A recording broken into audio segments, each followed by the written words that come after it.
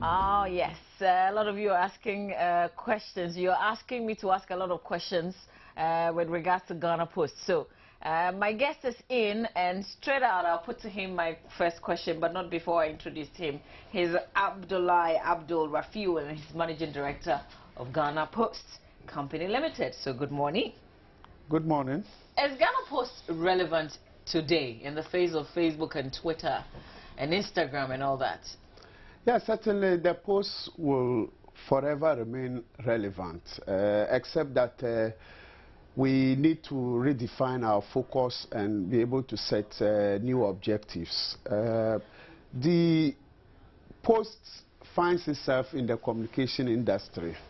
That is an industry that was mainly dominated by posting of letters. Certainly, a lot of innovations have come in the form of telephone conversation, SMS, and internet.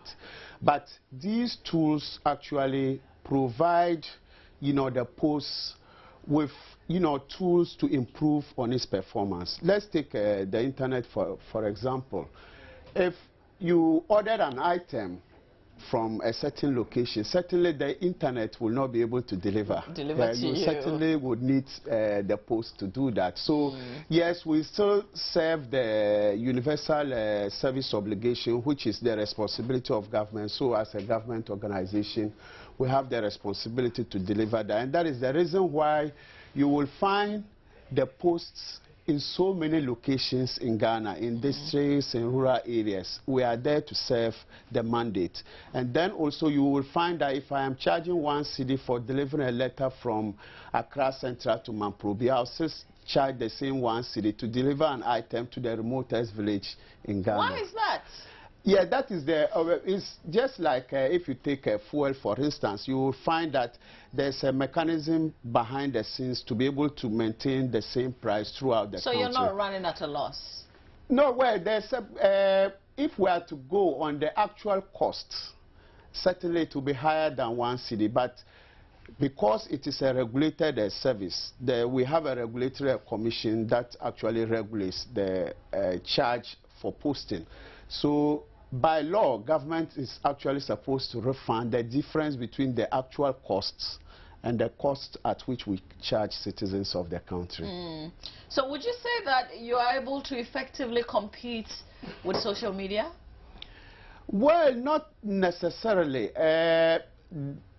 For us, yes, in the form of communication, because if you look at letters, for instance, if you look at what we would normally call flats, we can look at it in two ways: private flats and then business flats.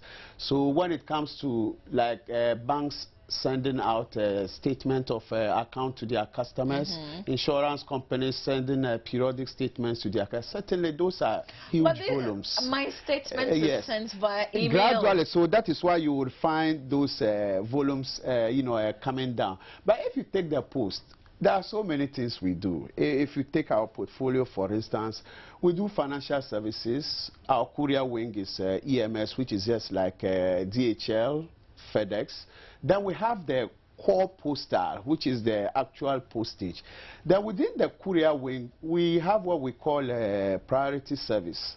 You would find that various tertiary institutions, various organizations doing recruitment and others, they are all done through the post office. So there are so many. So you're not suffering. I mean, you're not well, business feeling is the not effects like it used to be, but certainly we are actually making progress. So, I started making a lot of noise about your coming here this morning. Oh, okay. And a lot of people have been asking questions. Okay. One that you heard yourself as you entered. So, if somebody, or if I buy something from outside and I send it through Ghana Post, or it is sent through Ghana Post and I don't get it, who do I blame? Well, if you look at the chain, it's a system which is one postal administration to another postal administration. But the chain goes this way. From one postal administration, the item is handed over to an airline. The airline gets to the destination and then also hands over to another postal administration. So within this chain, you can have difficulties. But once it is confirmed that it arrived in Ghana and we took custody of it, between our transshipment center at Kotoka and then our headquarters operations. If there's any problem, then it is the responsibility of Ghana Post. But there's a complaint center, and then we also have an office we call the international office. If you have a complaint there, because depending on whether the item is coming through the traditional mail system or it is coming through parcels or EMS, when you get to the counter, there will be a desk. If it is EMS or the main counter, you lodge in a complaint and then it is processed. Normally, if an item is sent from outside, for instance, and we are not able to deliver, certainly the compensation is supposed to go to the sender of the item. So the originating postal administration would compensate the sender, but will bill Ghana Post for us to pay for it. So there are processes, but certainly once the item is received within our system, because there's a tracking system for those items, we are able to account, for all those items within the system. There's also the issue about the boxes. I, for instance, feel, and unless you change my mind on this one, because that's what I was telling my colleague Roland, that a lot of us use the PO box just when we are filling forms. So it's sort of like fun to have the box, but we only use it when we're filling forms. It's not like anything really comes through it. Well, the letterbox goes beyond receiving mails. It's a form of identity. Today we have mobile phones and others to identify individuals. It's a form of identity. So we have a database. So sometimes, like if you take the police service, for instance, if there are some investigations involving letterbox, they do call on us, and by law we are supposed to provide information. But what we are also trying to do to kind of improve on our contact with our customers is to bring in a system of text messaging that anytime a customer receives a mail into the box, you will prompt them. Okay, so is that active? No, it's not by June. It will be active. Would you be charging the customer for that? In fact, it will be a premium service. So it's not all post offices that we are starting with Cantonment's post office. So by June, because you know that the people who use the CT, they are very rich. Is that it? Well, certainly, you were in a rural post, even with the rates that we charge, we have rates for urban, suburban, and then rural areas, so it's not the same. So you would be charging customers with it? We would. It would be a premium service, yes. So it means that you would have to. But in testing, we will just run it for a month or two, maybe for free, just to test that it's working very well. Then from next year, we will then begin to. That means that you will have to subscribe for that kind of a service before but you can lose your box. Under what circumstances if you don't pay? Yes, we have a billing cycle. Normally when we distribute the bills or they are put into the individual letter boxes, you have 3 months to pay. After the 3 months, we lock the box. There's a locking device within the post office, so we just block. So even if you bring the key, you cannot open. Okay. So that is the penalty period. That's another 1 month. After the penalty period, we have the right to reallocate the box. Just like that? Yes, that's the way it goes. But you don't try to make contact with a customer? In fact, they do. Even now, they try. They call some of the customers to indicate that. But sometimes too, you would see that we would publish in the dailies that we have 1 month. After that 1 month, we would reallocate, the box. Okay, so I have one client of yours whose father first owned the box, and after he passed, the family was still taking care of the box, and then after a period of 1 year, obviously because the payment had not been made, they lost the box. But they're very passionate about it because this was acquired somewhere in the 80s. And the anger is because they were not contacted before, you took the box away. Well, I think that the key issue to look at is whether they got the bill or not. That is it, because it takes a longer period before we reallocate boxes. So certainly, if for that period you have not come, because I just gave you this period 3 months plus additional 1 month, normally we would not. They just lock to draw your attention that you need to. In fact, some boxes for 2-3 years, they have not even paid for it. It's even worse in the rural areas. But even in the rural areas where if you even pick the box, who needs it? So that is the issue. But for the urban centers, certainly somebody would be on a waiting list for the letterbox. So if you do not pay... Okay, because I was going to say, how do you get your box back then if it has not been reallocated? In fact, if it has not been reallocated, and even like the instance that you have just cited, what we do is that if we just give it to the new owner for 1 month, we are able to discuss with the person. So once the person has not committed that much on the box, we can do a negotiation, then return the box. But that is on condition that the new owner is ready to release it. If not, certainly we have gone by our rules. Okay, so where is the place to go to? For such complaints? I mean, okay, you at the main post office, and wherever you have your letterbox, you can have the complaint there. But it's like if you have tried a number of times at that place and you are not making any headway, you can go to GPO. That's the headquarters of this Accra Center. You have to go to High Street. High Street. We have a complaint center there for you to be able to lay your complaint, and it is looked at. But as I said, certainly if you have not paid... You know, I'm thinking if my area is cantonment, for instance, and I go and lodge a complaint and I'm not getting any results, why should I come to the head office? In fact, in most cases... I should report it to the head office for you to fire whoever is not responding. Yes, it means that when you get to headquarters, it's, let me say, you've tried and your problem is not being solved. So that should be the last resort. If not at the post office that you have your letterbox, your problem should be solved there because they control the letterboxes and any other activity at the post office. Okay, so finally on the letterboxes, do you have some available? We do have. We have quite a lot. In fact, as at 3 years ago, the total number of letterboxes we had was 184,000 countrywide. We brought in additional 40,000 letterboxes.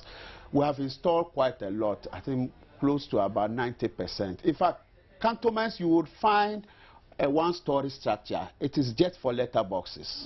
Mamprobi, we have added more letterboxes. Kanda, we have added more letterboxes. Dansuman Community Post Office, we have added more letterboxes. And it goes on. So it means that they are available in these places that you mentioned? Fact, even last year, we placed some adverts in the newspapers. And what we also did was that we were able to get a database of companies in Ghana. So in our office, we are calling them one after the other, those who need, you know, letterboxes. And so far, we've gotten close to about 4,000, letterboxes. How much does it cost to own one?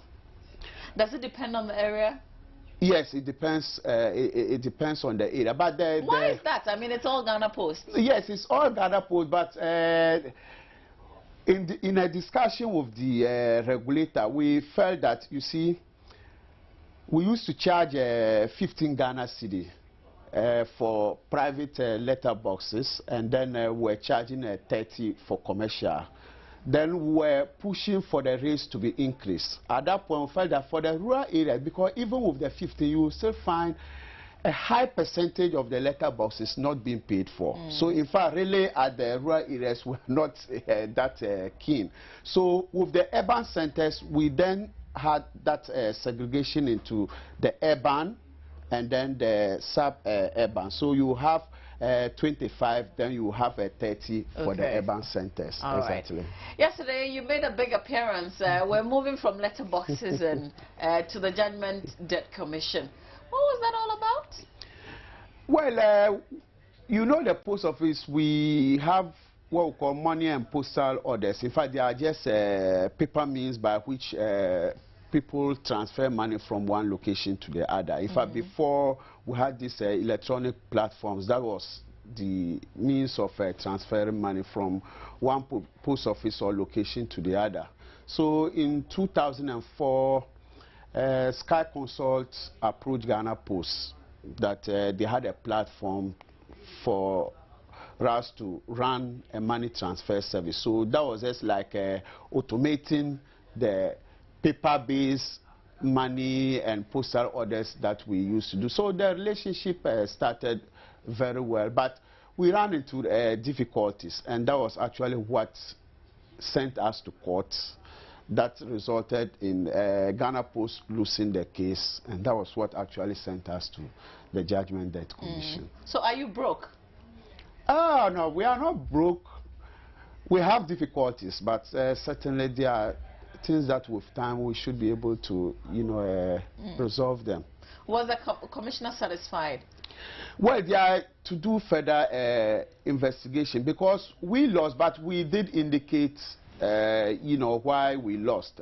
Because we felt that, one, our lawyers did not do well. Two, we have never had the opportunity to actually deal with the actual case that led or that brought us to that, level. Because at the initial stages that we should have actually defended Ghana Post, we kind of relaxed, and then we had the judgment against us. Now the process of, trying to reverse it is even much more difficult. So that was just the story we wanted to carry across. So it means that you haven't paid the debts? We have. Okay. We have. We have. So I'll come back and ask you what the way forward is. Can I? Or let me just ask you, what's the way forward for Ghana Post? Well, for us at the Post, as I indicated, yes, if you look at the volume of mail, certainly it's on the decline. But if you look at parcels, for instance, that's an area that volumes are increasing. But that is an area too that you have a lot of competition. You need technology to actually drive that business, because as people hand over their parcels, they want the opportunity to be able to track the parcel, to know where the parcel has reached. So we need the deployment of technology. We've just started, that process. It is where we have a track and trace for EMS items and then a parcel. But we hope that by the end of the year, we should be able to get for registered letters, for parcels, and then EMS, a strong track and trace system. What we also need is to be able to bring hybrid services. For now, we do door-to-door. I was going to come to that. You do it in up-class residential areas. Well, we just started with though. We expect that it will grow to cover all other areas. Yes. Okay. So you will find that we have a high concentration of that in Sakumono and surrounding areas. And East Legon, East Legon too, we have Jowulo. But we will expand to include the other areas, because it's expensive having limited number and having a motorbike going to serve that limited number. So we want to have a concentration, and then we do the expansion. Okay, all right.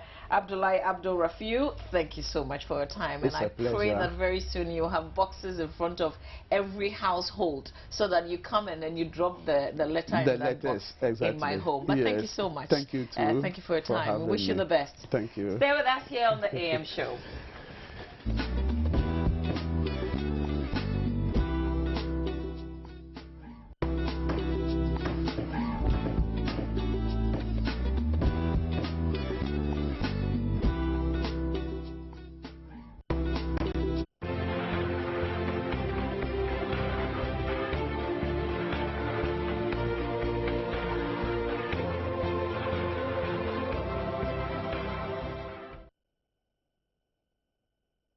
Well, we're supposed to end the show now, but let me tell you what I want Mama V to do, please. We don't work alone. There are people behind. So tell them something before they go. We are just the faces that you see. There are some great persons behind the camera. And some making noises in our ears right now. So from our guys here, Ernest, Michael, Dennis, Patricia, Gasu, Yaya, our producers, Curtis and Jahu, and from myself, Mama V, and Roland. And I'd like to say to Honorable David Nanaya Wasari, you're an aide to the Chief Executive of Zoom Lion, Just Point Groups, and we'll bill you for that. A very good morning to you. Bill you for and also one. Robert Coleman and Patricia Ofori, all of Zoom Lion Ghana Limited, a very good morning to you. That will come at a cost, but thank you for being a part of our Thursday edition of the AM show. Join us. Let's wrap up the week in grand style tomorrow. It will be Friday. Okay, bye-bye. Wherever you're watching us, Liberia, Sierra Leone, Nigeria, UK, Gambia. Why do you say UK? We'll see you tomorrow. Bye-bye.